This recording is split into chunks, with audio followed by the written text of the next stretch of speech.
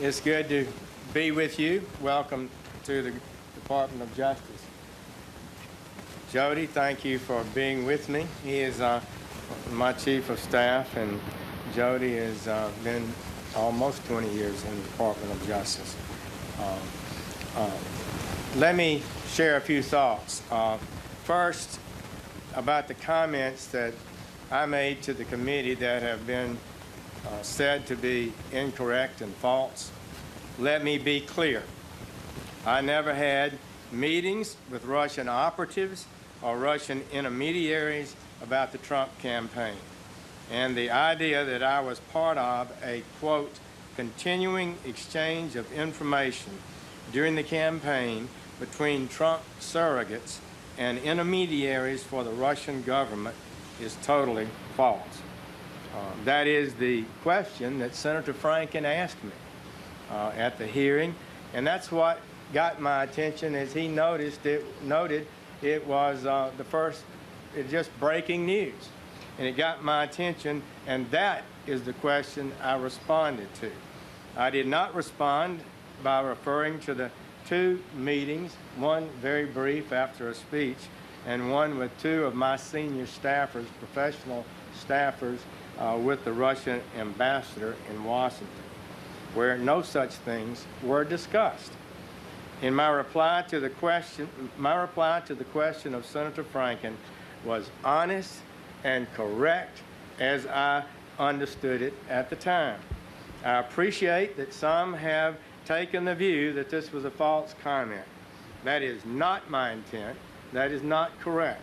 I will write the Judiciary Committee soon, today or tomorrow, to explain this testimony for the record.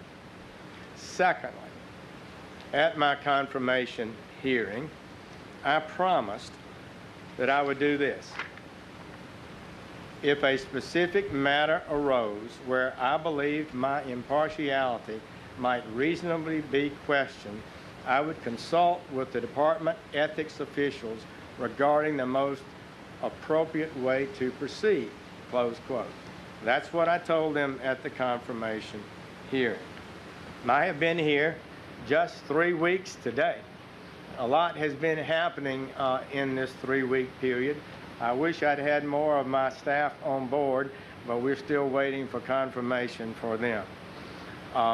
Much has been done, much needs to be done, but I did and have done as I promised. I have met with senior officials shortly after arriving here. We evaluated the rules of ethics and recusal. I have considered the issues at stake.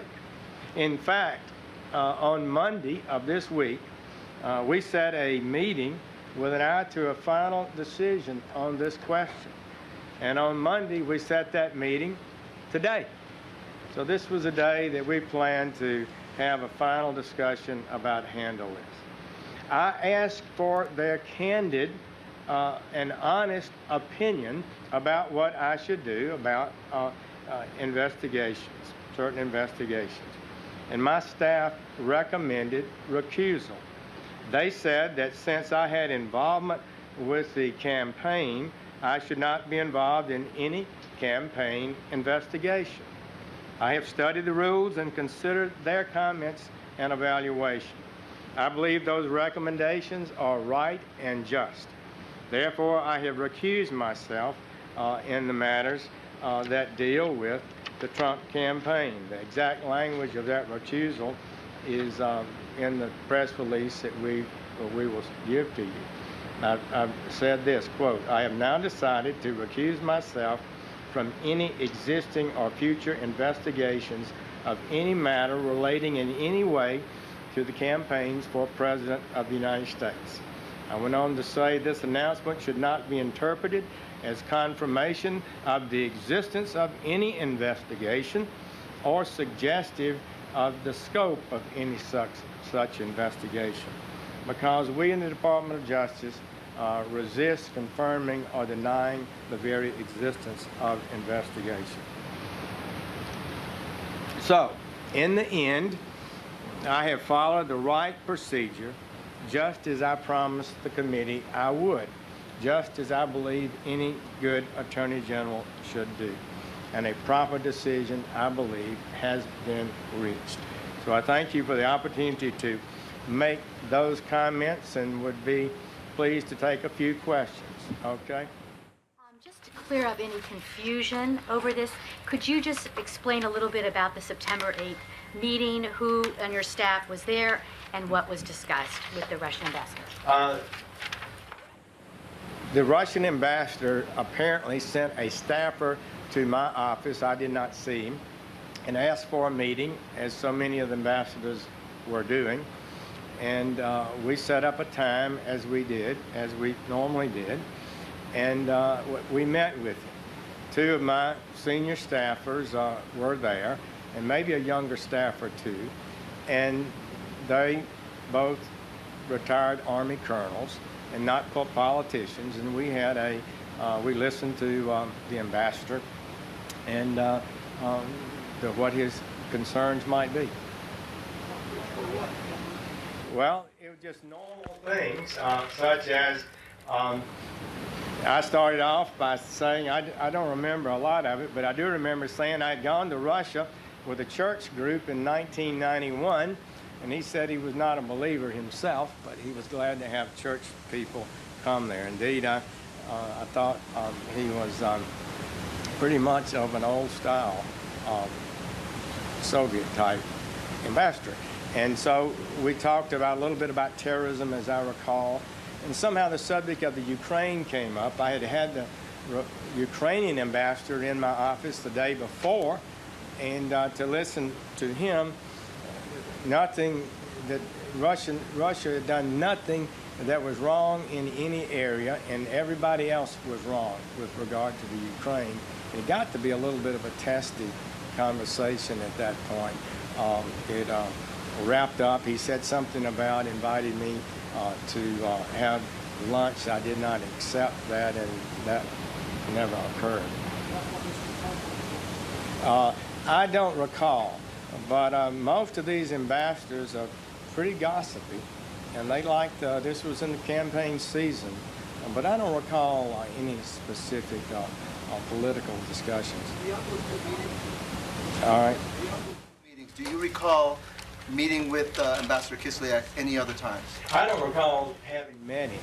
I mean, it's possible. I'm on Armed Services Committee and things happen, but I don't recall having met him before those two meetings.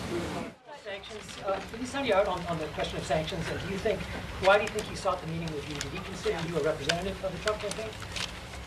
I think ambassadors are always out trying to find out things and advance their agenda. Most of the countries that ambassadors I met with, they would lay out the case for Ukraine, would lay out its case, Poland laid out its case, Latvia, Lithuania, Hungary, Japan, Canada, Australia. I met with all of those ambassadors over the year, and so I think that's why they... Did you consult with the White House about your decision? And just to follow on the last question, with hindsight, do you believe that this is a coincidence that the Russians asked you for a meeting, or do you believe you were targeted because it came at the height of Russia's interference, and at the same time, then candidate Trump was giving an interview to RT saying that he didn't believe there was anything to the reported interference? I don't recall and don't have a sense of any connection whatsoever about that. I'm not sure I even knew when we set up the meeting, what was going to be going on in the world at the time. So I can't speak for what the Russian ambassador may have had in his mind. Have you met with any other Russian officials or folks connected to the Russian government since you endorsed Donald Trump? I don't believe so. We meet a lot of people, so. Separate from those two meetings you discussed with the ambassador? I don't believe so. General Sessions, the White House press secretary and the president himself both said today that they think you should not recuse yourself from these investigations. Did you do that? I did share with White House counsel, on my staff has, that I intend to recuse myself this afternoon. But I feel like, because they don't know the rules, the ethics rules. Most people don't. But when you evaluate the rules, I feel like that I should not be involved in investigating a campaign I had a role in. One more question and we'll wrap this up. Two questions, if I may. One, you were already considering recusal before today, is that correct? And secondly, when you answered Senator Franken's question, were you just not thinking of the meeting with the Russian ambassador, or did you not consider it relevant? I was taken aback a little bit about this brand new information, this allegation that surrogates, and I had been called a surrogate for Donald Trump, had been meeting continuously with Russian officials, and that's what it struck me very hard, and that's what I focused my answer on. And in retrospect, if I should have slowed down and said, but I did meet one Russian official a couple of times, that would be the ambassador. Thank you all. Take care.